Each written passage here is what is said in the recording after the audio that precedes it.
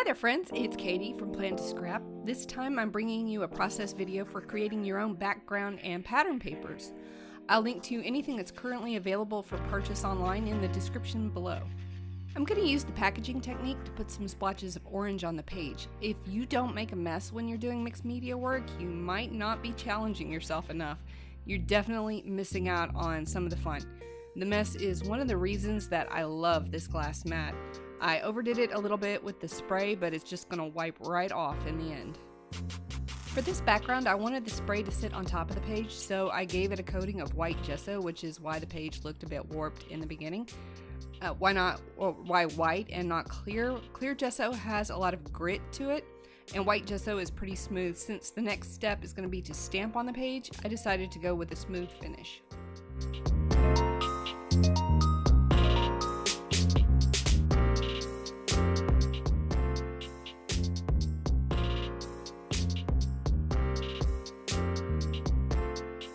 I'm using a paper towel to soak up some of the excess in the splatters without altering the shape of the splatters.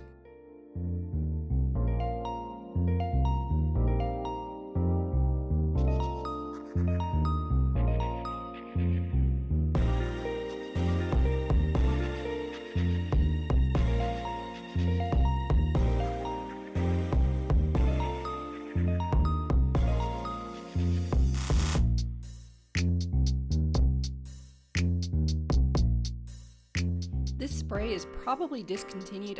I only ever seem to find it at Tuesday morning. Heidi Swapp Color Shine Gold would probably be a good substitute, even though it's also, I think, discontinued, but at least most of us have some of that in our stash.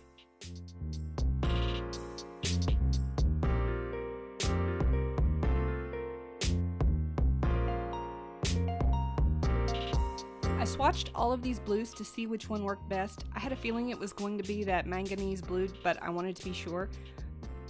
The color on the lid isn't always right, so it's best to swatch your inks. I ended up keeping those swatches, and they're stored along with my blue inks.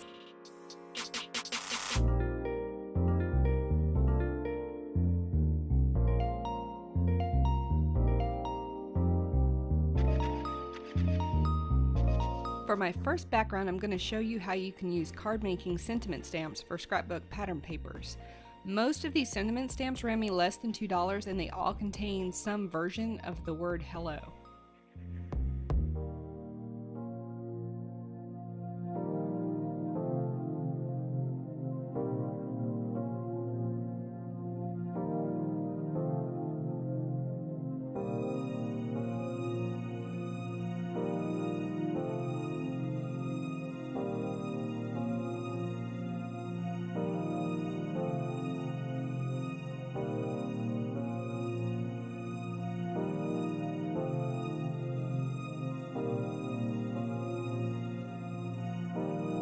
Using the same word or the same basic idea in the same color of ink over and over helps make it look unified. I'm stamping out to the third generation before re-inking, and you may notice that for each stamp, the first generation is oriented kind of horizontal with the right side up, and then for the second generation it's vertical from top to bottom, and the third generation I stamp that upside down. Then when I switch the stamps, I rotate the page 90 degrees and follow the same pattern. And I'm going to keep that pattern up through 3 versions of the word hello and a stamp that says hey there.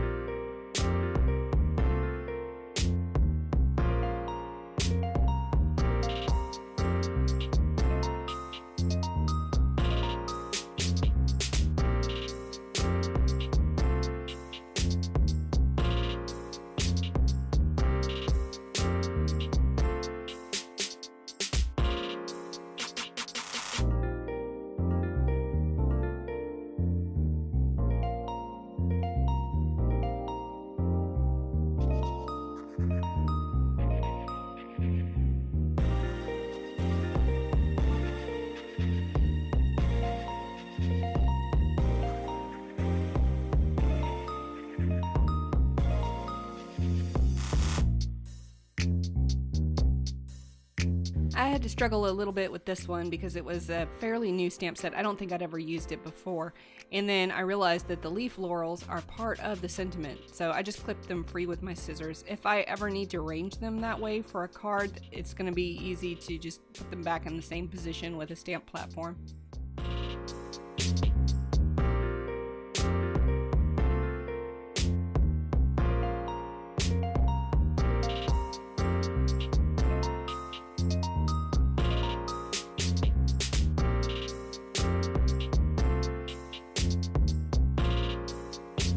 In the end, I think this page would make a really great accent paper, but I probably won't use it as a main background. It'll look great with photos mounted to it, maybe mounted on a solid blue frame or something like that.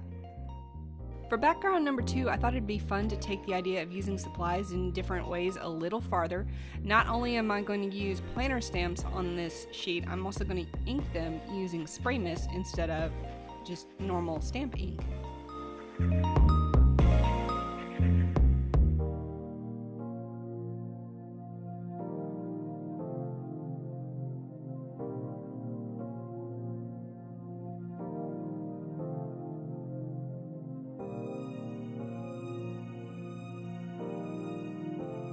I probably could have gone with the outline stamps for this pattern, but I felt that the solid stamps would make this pale spray a little more visible on the page.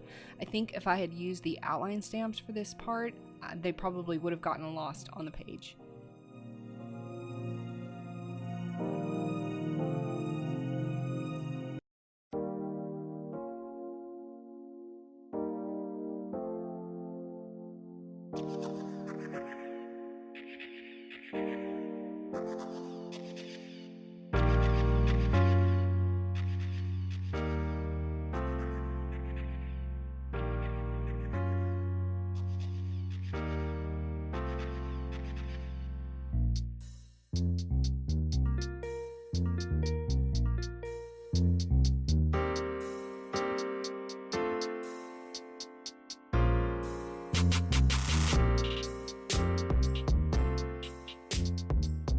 These stamp sets have matching outlines, so I followed up the solid stamps and sprays with outlines and darker violet inks from Ranger. Just first, second, and third generation stamping.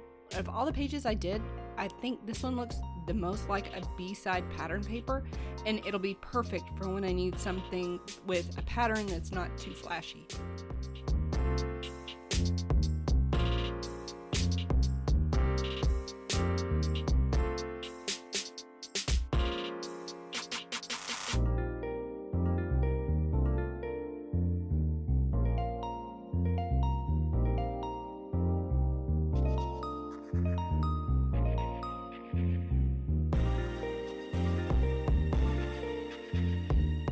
My final DIY background page came out looking the most like a mixed media canvas. That's because I used some of my planner and card making stamps for texture. One thing about Tattered Angel's Glimmer Mist, there isn't a mixer bead in the bottle. Fortunately, the mica loosens up pretty easily, and it usually takes me fewer shakes than, say, a Heidi Swapp Color Shine bottle to get it good and mixed.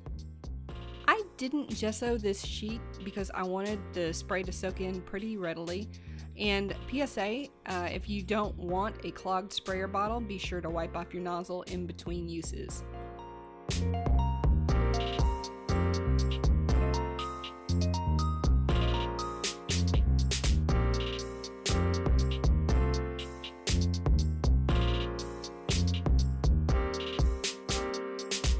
I'm not going to end up using all of these stamp sets, but I did end up using most of them.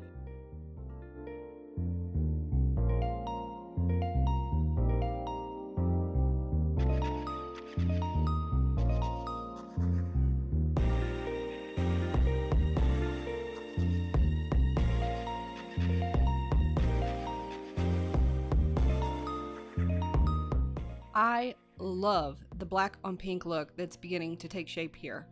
I don't think this stamp set was intended to be a planner stamp per se. I think it was actually maybe a traveler's notebook set. I don't know, but I really am liking the way this is shaping up.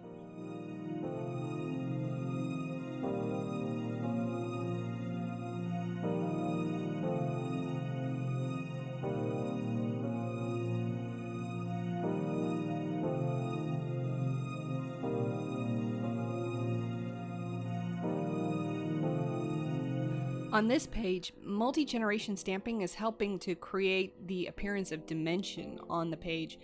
When you stamp like this, you don't need a crisp image. In fact, a crisp image might not give you the effect that you want, which is why you're sometimes going to see me not even using a block for some of these stamps.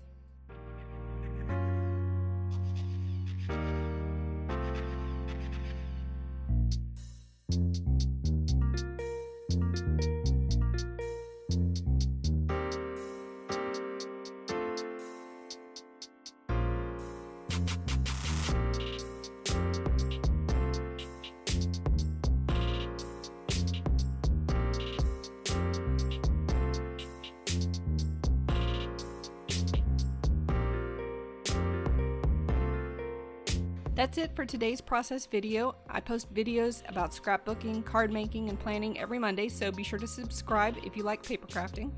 If you'd like to know more about the process for these DIY scrapbook pattern papers, be sure to check out the blog post, which is linked below. Thank you for watching and have an awesome week.